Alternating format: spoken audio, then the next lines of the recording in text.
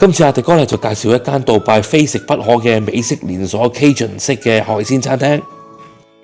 餐廳嘅名咧就叫做 Off for Hope。呢間餐廳咧喺阿聯酋國內咧都有唔少分店嘅。我哋今次食嘅呢一間咧就係位於杜拜嘅 Festival City Mall 入邊。我哋一共3人同行，點咗呢一個咧 Trio 3至4人餐，價錢咧就係157 AED， 大約咧就係港幣332蚊左右。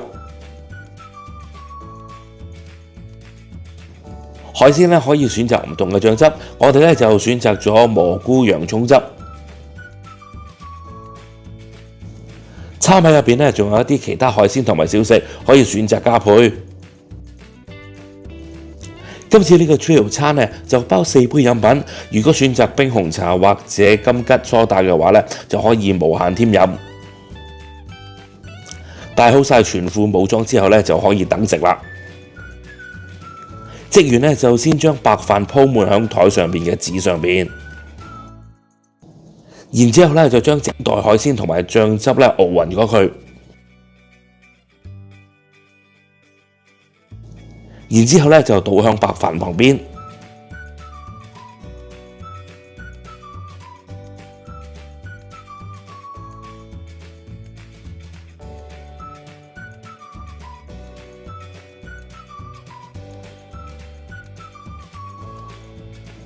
裏邊嘅海鮮咧就包括有蟹，當然一定要有粟米啦，大蝦、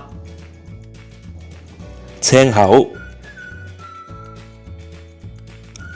仲有蟹丸，由於個蘑菇洋葱醬汁咧就實在太惹味，最後咧3個人連埋白飯咧一粒都唔放過。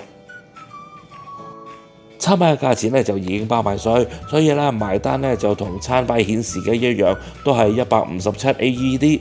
咁平均咧每位大約係港幣111蚊左右，性價比咧簡直高爆燈啊！